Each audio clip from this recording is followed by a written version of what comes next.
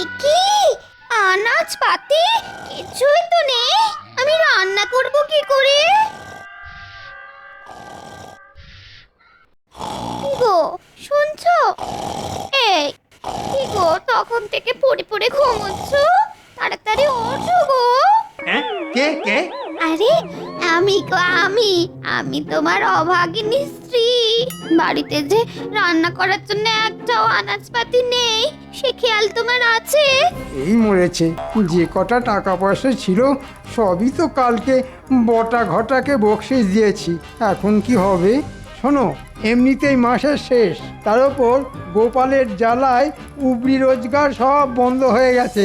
তুমি চাল ডাল যা আছে তাই রান্না করো, এখন বাজার করতে যেতে পারবো না। ওসব আমি শুনবো না। সামনে জগন্নাথ দেবের রথযাত্রা, তুমি এখন বাজার যাবে, শাকসবজি মাছ আনবে, যাও। তারপর শাড়ির দোকানে যাবে, আমার জন্য একটা সুন্দর দেখে শাড়ি নিয়ে আসবে। রথের দিন ওই শাড়ি পরে বিকেলে ঘুরতে বের হবো।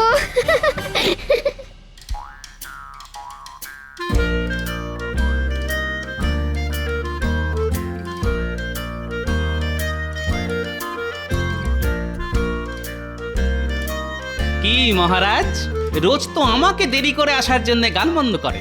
আজ তো রাজসভায় মন্ত্রী মশাইয়েরই কোনো পাত্তা নেই। তাই তো দেখছি। আজ আসলে আচ্ছা করে বলবো। মন্ত্রীর কথা বাদ দাও তো। তা সামনে তো জগন্নাথ দেবের রথযাত্রা, তা তোমরা সবাই কি পরিকল্পনা করছো? মহারাজ, আমি তো এবারে ভেবেই রেখেছি, রথের মেলায় কলার দোকান দেব, তাতে রথ দেখা কলা বেচা দুই হবে। বাবা গোপাল, তুমি পারো বটে, সত্যি। তা গোপালেরটা তো শুনলাম, তা বাকি সবাই কি করবে? জিলিপি খাবো, ঘুগনি খাবো, কিনবো পাঁপড় ভাজা, মেলায় যাবো, রথ টানবো, খাবো জিভে গজা। এটাই আমার পরিকল্পনা। প্রণাম মহারাজা। আহা, সভাকবি, তোমার কবিতা শুনে মন ভরে গেল। কিন্তু সভাকবি, আবার দেখো, এই শরীরে এত কিছু একবারে খেয়ে লেজে গোবরে হয়ে যায় না জানো? যত সব। একই মহারাজ, রাজসভা শুরু হয়ে গেছে? বাবা, তা এতক্ষণ কোন জগতে ছিলে বলো তো মন্ত্রী? আর বলবেন না মহারাজ, মাসের শেষ, হাতে টাকা নেই, ঘরে আনাজপত্র কিচ্ছু নেই, তার উপর গিন্নির বায়না সামনে রথযাত্রার আগে ভালো শাড়ি কিনে দিতে হবে। রাজ্যের মন্ত্রী দেরি করে রাজসভায় ঢুকছে, তার হাতে টাকা নেই। লজ্জা লজ্জা, ঘোর লজ্জা। মহারাজ, আপনি আমায় কিছু টাকা দিন, নইলে আমার গিন্নি আমায় আস্ত রাখবে না। না, ওসব টাকা পয়সা আমি দিতে পারবো না। সামনে জগন্নাথ দেবের রথযাত্রা, অনেক খরচা আছে। তোমায় এখন অতিরিক্ত টাকা আমি কিছুতেই দিতে পারবো না। মহারাজ, মানুষের মধ্যেই তো জগন্নাথ দেব ভগবান বিরাজ করেন। আমার মতো একটা জলজ্যান্ত মানুষরূপী ভগবানকে খালি হাতে ফিরিয়ে দেবেন মহারাজ? মন্ত্রী মশাই, ভগবান তো আপনাকে খেটে খাওয়ার জন্য হাত দিয়েছেন, গায়ে শক্তি দিয়েছেন, মাথায় বুদ্ধি দিয়েছেন, তবু হাত পাততে আপনার লজ্জা করছে না? তুমি ফোড়ন কাটা বন্ধ করো গোপাল। মহারাজ, আমার বউ নতুন শাড়ি না পেলে খুব রেগে যাবে। আপনি একটু আমার দিকটা দেখুন। দূর ছাতা, আমার মাথা খেও না তো, চুপচাপ থাকো আর নইলে বিদে হও।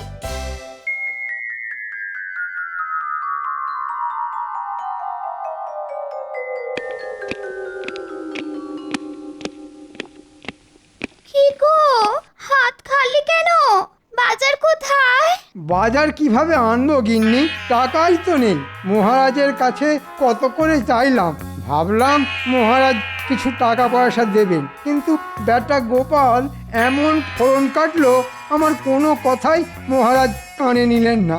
ও গোপাল গোপাল গোপাল, ওই একটা লোক তোমাকে সারা জীবন নাকে দড়ি দিয়ে ঘুরিয়ে গেল, আর তুমি কিছুই করতে পারলে না। বলছি, তুমি কি কিছু করছো নাকি সারাদিন না খেয়েই থাকতে হবে? ওই ভাত তো বসিয়েছি। ঠিক আছে গিন্নি, আজকে তাই খেয়ে নি, কালকে থেকে আর এরকম কষ্ট হবে না। কালকে থেকে মন্ত্রী নয়, রাজার হালেই থাকবে। হঠাৎ করে তোমার কি হলো গো? কোনো গুপ্তধনের কথা মাথায় এলো নাকি? সেসব তুমি কালকেই জানতে পারবে। আমি হলাম এ রাজ্যের মন্ত্রী, মাথার পোকা নড়লে পরে হয়ে উঠি ষড়যন্ত্রী।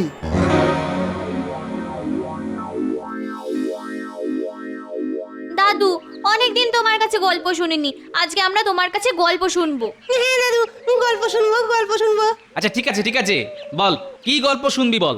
দাদু, সামনে তো রথযাত্রা, আমরা জগন্নাথের গল্প শুনবো দাদু। আচ্ছা দাদু, সব দেবদেবীর হাত আছে, কিন্তু জগন্নাথ, বলরাম, সুভদ্রার হাত নেই কেন? শোন তাহলে, উড়িষ্যার রাজা পুরীতে জগন্নাথ দেবের মন্দির তৈরি করেন। সেই মন্দিরে এই তিন দেবদেবী জগন্নাথ, বলভদ্র এবং সুভদ্রা দেবীর মূর্তি তৈরি করান যে শিল্পীকে দিয়ে। সেই শিল্পীর শর্ত ছিল মূর্তি সম্পূর্ণ তৈরি না হওয়া অবধি যেন কেউ ওই গৃহে না ঢোকে, নইলে যতটা মূর্তি তৈরি হয়েছে ঠিক ততটাই থাকবে। তারপর কি হলো দাদু? এবার এদিকে অনেক দিন হয়ে গেছে, কিন্তু মূর্তি বানানোর কাজ শেষ হয়নি। রাজামশাইয়ের তো ধৈর্য ধরে না। তিনি কৌতূহলবশত মন্দিরের গর্ভগৃহের দরজা খুলে দেখেন, কিন্তু তখনও কোনো বিগ্রহের হাত বানানো হয়নি। শিল্পীর কথা অনুযায়ী সেই ওই অবস্থাতেই তিন দেবদেবীর মূর্তি বানানো অর্ধ সমাপ্ত রেখে চলে যান। তাহলে দাদু, হাত না থাকলে ওরা কিভাবে খাবার খায়, বাকি কাজ করে? ওরে বোকা, জগন্নাথ মানে তো জগতের নাথ। আমাদের সকলের মধ্যে তিনি আছেন, তিনি আমাদের সকলের হাত দিয়ে খাবার খান, বুঝলি? হ্যাঁ দাদু, বুঝলাম। জয় জগন্নাথ। জগন্নাথ, বলরাম, সুভদ্রা দেবীর চরণের সেবা লাগে। এ কি, মন্ত্রীমশাই সব ছেড়ে ছুড়ে এখন হঠাৎ করে জগন্নাথ দেবের ভক্ত হয়ে উঠেছেন? অদ্ভুত ব্যাপার স্যাপার। জয় জগন্নাথ, জয় জয় জগন্নাথ। এ কি মন্ত্রীমশাই, আপনি এই সাধু বেশে? আমি আর মন্ত্রীমশাই নয় গো পুটির বাবা, আমি এখন জগন্নাথ দেবের সেবাই। সামনে রথযাত্রা, তাই এখন আমার একটাই ধ্যান জ্ঞান, জয় জগন্নাথ। দাও পুটির বাবা, জগন্নাথ দেবের নামে কিছু সেবা দাও।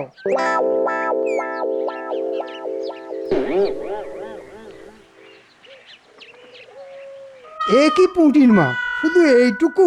যিনি জগতের নাথ জগন্নাথ, তার কি এইটুকু চাল সবজিতে পেট ভরবে পুঁটির মা? কিন্তু আমাদের তো এইটুকুই সামর্থ্য মন্ত্রীমশাই। আরে ঈশ্বরের নামে যত দেবে ঈশ্বরের কাছ থেকে তত পাবে।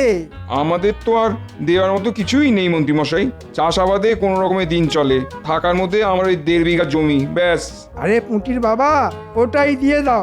যা দেওয়ার সবই তো ঈশ্বরের নামে দিচ্ছ, আর মরে গেলে তো তার কাছেই ফিরে যেতে হবে।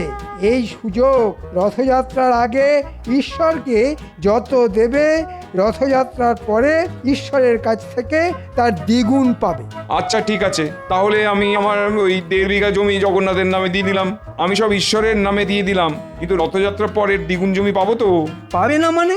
ঈশ্বর কখনো কথার খেলাপ করেন না। আমি আগে তোমাদের মতো গরিব ছিলাম, তারপর রথযাত্রার আগে সব জগন্নাথ দেবের নামে সমর্পণ করতেই কিছুদিন পরে হয়ে উঠি কৃষ্ণনগরের মন্ত্রী, বুঝেছ? দাঁড়াও, আমি কাগজপত্র নিয়ে এসেছি। একেবারে টিপ স্বাক্ষর দিয়ে লিখে দাও, সব জগন্নাথ দেবের নামে দিয়ে দিলে।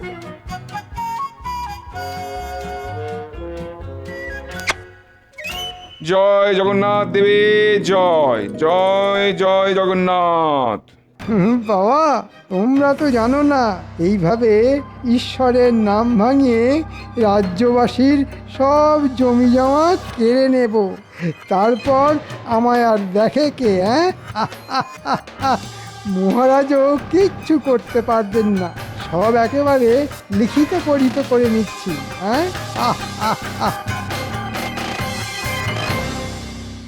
শোনো, প্রতিবারের মতো এবারেও রথযাত্রার দিন রাজবাড়ির প্রাঙ্গণে মেলার আয়োজন করা হবে। তোমরা সবাই সপরিবারে হাজির থাকবে কিন্তু।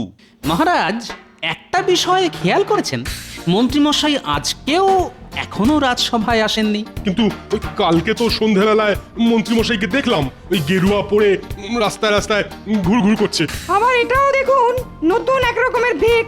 আমাদের মন্ত্রী মশাইয়ের লীলা বোঝা খুব মুশকিল।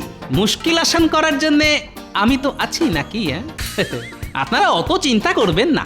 জয় জগন্নাথ, জয় জয় জগন্নাথ, জয় জগন্নাথ।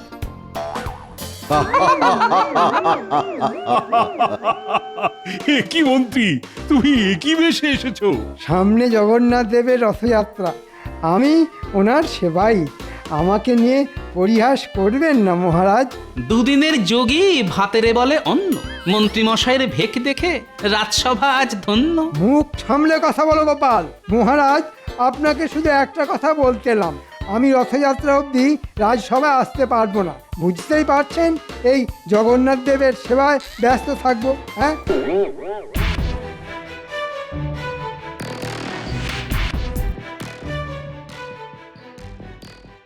এই তোমরা মাঠ থেকে উঠে পড়ো, তাড়াতাড়ি ওঠো, তাড়াতাড়ি। কেন মন্ত্রীমশাই, মাঠে গাছের যত্ন না করলে এবার শস্যের ফলন ভালো হবে না যে? সেসব তোমাকে দেখতে হবে না, যা দেখার আমি দেখবো। কি বলছেন আপনি? আমরা কাজ না করলে জমির মালিক রেগে যাবে না? শোনো, এই জমির মালিক এখন স্বয়ং পরমেশ্বর জগন্নাথ দেব, আর আমি ওনার সেবাই। তাই যা দেখার আমি দেখব। তোমাদের মালিক জগন্নাথ দেবের নামে সব জমি লিখে দিয়েছেন, তাই চটপট জমি থেকে উঠে পড়ো, উঠে পড়ো, উঠে পড়ো। না না না, এ কি করে হয়? চাষ না করলে আমরা খাবো কি? তোমরা তোমাদের মালিকের ভাগ চাষি, আর এখন জমির মালিক পাল্টে গেছে, তাই তোমাদের আর দরকার নেই। যা বাটা ঘটা, বেটাদের জমি থেকে তুলে দে, আর কথা না শুনলে লাঠি মেরে জমি থেকে ভাগিয়ে দে। ওরে বাবা, পালাও পালাও পালাও! বিপদে পড়লাম রে বাবা। যা লোকের তাই জগন্নাথের, আর যা জগন্নাথের তাই আমার। মন্ত্রীমশাই, আপনার কি বুদ্ধি! একটু একটু চরণ ধুলি দিন। ওরে, ভেজা জমিতে দাঁড়িয়ে থেকে পায়ে কাদা লেগেছে, একটু শুকিয়ে যাক, ঠিক ধুলো করে দিয়ে দেব। হ্যাঁ, চল এবার ভোলার দোকান আর পুঁটির বাবার জমি কবজা করতে হবে।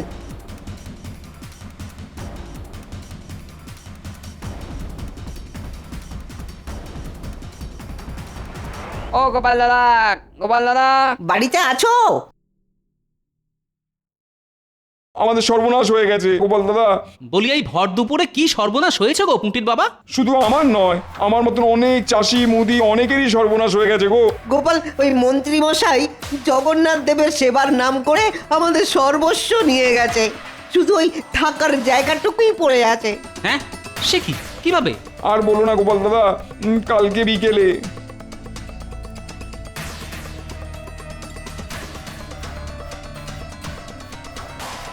কি কাণ্ড! তোমরা এতটাই বোকা, মন্ত্রী চাইলো আর দিয়ে দিলে? দূর, আমরা কিভাবে বুঝবো? মন্ত্রী মশাই তো আর নিজের জন্য চাইনি, চেয়েছে ওই জগন্নাথ দেবের সেবার জন্য।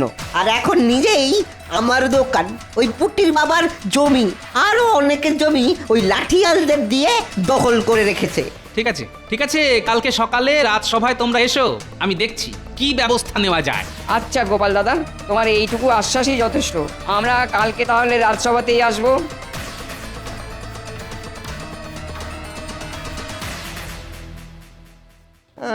আপনি বলুন মহারাজ, এভাবে চলতে থাকলে তো আমরা না খেতে পেয়ে মরে যাব।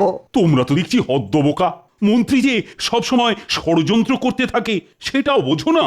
আমরা তো খেটে খাই মহারাজ, অত কথার মার প্যাঁচ বুঝি না। উনি বললেন যাই আমাদের তাই জগন্নাথের, আর যাই জগন্নাথের তাই আমাদের। তাই তাই জগন্নাথের নামে বিশ্বাস করে দিয়ে দিলাম। হ্যাঁ মহারাজ, আমাকে ভয় দেখালো, যদি রথযাত্রার আগে দোকানটা ভগবানকে দিই তাহলে ঘোর অমঙ্গল হবে। আচ্ছা ঠিক আছে, ঠিক আছে, মন্ত্রী তো এখনো আসেনি। সেনাপতি, আজ্ঞা করুন মহারাজ। মন্ত্রীকে এক্ষুনি ধরে বেঁধে নিয়ে এসো। যথাজ্ঞা মহারাজ।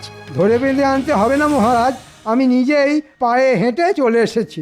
এ কি শুনছি মন্ত্রী, তুমি জগন্নাথ দেবের নাম করে লোকজনদের কাছ থেকে জায়গা জমি হাতিয়েছ? এ মা, ছি ছি ছি ছি ছি, এ কি বলছেন মহারাজ? আমি তো জগন্নাথের সেবার জন্য নিয়ে এসেছি। যা মানুষের তাই জগন্নাথের, আর ওনারা স্বেচ্ছায় দান করেছেন। কিন্তু এটা তো কথা ছিল না যে আমরা ওই জমিতে চাষ করতে পারবো না।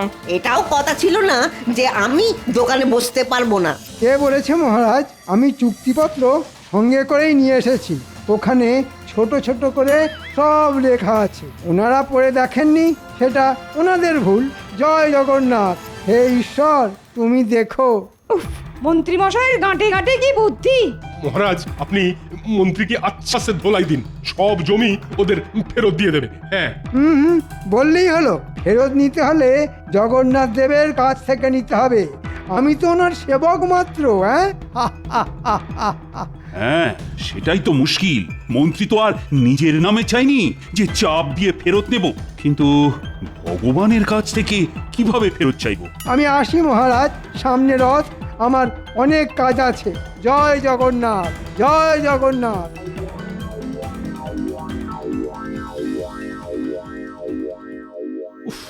এ তো বড় মুশকিলে পড়া গেল। কি করা যায় বলো তো? আমরা ভাগ চাষি মহারাজ, চাষ না করলে আমরা খাবো কি মহারাজ? তোমরা কেউ কিছু বুদ্ধি দাও না, মানে কিভাবে মন্ত্রীকে জব্দ করা যায়। না মহারাজ, আমি কোনো উপায় খুঁজে পাচ্ছি না। আমিও তো কিছুই বুঝতে পারছি না। গোপাল, আরে ও গোপাল, তুমি অন্তত কিছু বলো। মহারাজ, আমার মতে আমাদেরকেও সেই উপায়ে মন্ত্রীকে জব্দ করতে হবে যেভাবে মন্ত্রী সবাইকে ভোগাচ্ছে। সেটা কিভাবে? ওই যে, যাই মানুষের তাই জগন্নাথের, যাই জগন্নাথের তাই মানুষের। আহা, কি বোঝাতে চাইছো খুলে বলো তো। মহারাজ, মন্ত্রীমশাই যে বাড়িতে থাকেন ওটা তো আপনিই দান করেছিলেন রাজ্যের মন্ত্রীর প্রাপ্ত সম্পত্তি হিসেবে। আজ থেকে ওই বাড়িটা আপনি জগন্নাথ দেবের সম্পত্তি হিসেবে ঘোষণা করে দিন, আর ওই বাড়ি ভেঙে একটা মন্দির বানানোর পরিকল্পনা করুন। তাহলেই দেখবেন মন্ত্রীমশাই সোজা রাস্তায় চলে আসবেন। সাবাস গোপাল, সাবাস। এই জন্যেই তুমি আমার রাজসভার রত্ন। আমি আজই সব ব্যবস্থা করছি। মন্ত্রীর বাড়ি ভেঙেই তৈরি হবে কৃষ্ণনগরের জগন্নাথ দেবের মন্দির। গিন্নি, তাহলে আর আমাদের কোনো সমস্যাই থাকলো না।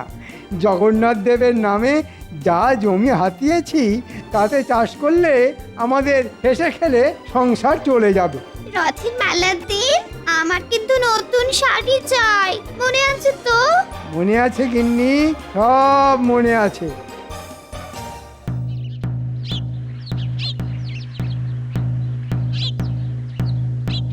শোনো শোনো শোনো, একটি বিশেষ ঘোষণা। আজ থেকে আমাদের রাজ্যের মন্ত্রীমশাইয়ের বাড়ি জগন্নাথ দেবের সম্পত্তি হিসেবে ঘোষণা করা হলো। এখানে মন্ত্রীমশাইয়ের বাড়ি ভেঙে জগন্নাথ দেবের মন্দির তৈরি হবে। শোনো শোনো শোনো। কি আমি কি শুনলাম?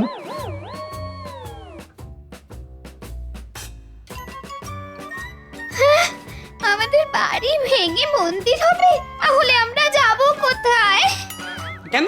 রাস্তায় রাস্তায় ঘুরবেন, গাছতলায় বসবেন, আকাশের মতো অত বড় ছাদ পাবেন। এই বাড়ি আর কি হবে? চটপট বাড়ি থেকে বেরিয়ে পড়ো। এই বাড়ি ভেঙে মন্দির হবে। তোমাকে তো এটা আমি মন্ত্রীর প্রাপ্য হিসেবে দান করেছিলাম। আজ থেকে তোমার মন্ত্রী পদ কেড়ে নিলাম, আর বাড়িটাও জগন্নাথ দেবের নামে লিখে দিলাম। যাই মন্ত্রীর তাই জগন্নাথের, যাই জগন্নাথের তাই মন্ত্রীর। হ্যাঁ? আর হ্যাঁ মহারাজ, মন্ত্রী মশাই তো ওই চাষিদের জমি ভোলার দোকান জগন্নাথ দেবের নাম করে নিয়েছেন। তাহলে ওই জমি তো জগন্নাথ দেব নিজে পাহারা দেবেন। মন্ত্রী মশাইয়ের লাঠিয়ালদের সরে যেতে বলুন। হ্যাঁ মন্ত্রী, এটা আমি ভেবে দেখিনি। তোমার তো কিছু নয়, যার নামে জমি নিয়েছো তাকেই নিজে এসে জমি পাহারা দিতে বলো। তোমাকে যেন তা ত্রিসীমানায় না দেখি, নইলে আজ বাড়ি ছাড়া করেছি, কালকে রাজ্য ছাড়া করব। মহারাজ, ভুল হয়ে গেছে মহারাজ, ক্ষমা করুন, ক্ষমা করুন। এই সব দানপত্র আপনি নিয়ে যান, আমার বাড়ি আমাকে ফেরত দিয়ে দিন। যাই জগন্নাথের তাই মানুষের, চলুন মহারাজ। ক্ষমা ক্ষমা আমি তোমায় করব না মন্ত্রী। তুমি তোমার দোষের শাস্তি ভোগ করো। প্রহরী, বাড়িতে যা জিনিসপত্র আছে সব সব বাইরে বের করে দাও। হায় হায় হায়, আমাদের কি সর্বনাশ হলো গো! বলো জয় জগন্নাথ দেব কি জয় বলভদ্র দেব কি জয় জয় সুভদ্রা মাই কি জয় আসছে বছর আবার হবে রথযাত্রা হবে সব তোমার জন্য হয়েছে সব তোমার উল্টো পাল্টা বুদ্ধির জন্য আজ আমরা পথে বসে গেছি একটা বাড়ি ছিল সেটাও আর নেই কি ব্যাপার প্রাক্তন মন্ত্রী এখানে গাছতলায় বসে আছো? মহারাজ আমার ভুল হয়ে গেছে, এই আপনার হাতে পায়ে ধরছি মহারাজ, আপনি আমায় দয়া করুন মহারাজ, আমার বাড়ি ফিরিয়ে দিন মহারাজ, আমি এরকম ভুল আর কোনো দিন করবো না মহারাজ, কোনো দিন করবো না। না না না না, আমার হাতে পায়ে না ধরে জগন্নাথের কাছে ক্ষমা চাও আর বলো এই ভুল আর কোনোদিনও হবে না। হে ঠাকুর, জগন্নাথ ঠাকুর, আমায় ক্ষমা করে দাও ঠাকুর, আর এ ভুল কোনো দিন করবো না, তোমার নাম করে লোক ঠকাবো না, লোক আমি ঠকাবো না। ঠিক আছে ঠিক আছে, দেখো জগন্নাথ দেবের কাছে যখন চেয়েছো তখন তিনি নিশ্চয়ই কিছু না কিছু ব্যবস্থা করে দেবেন। বলো জয় জগন্নাথ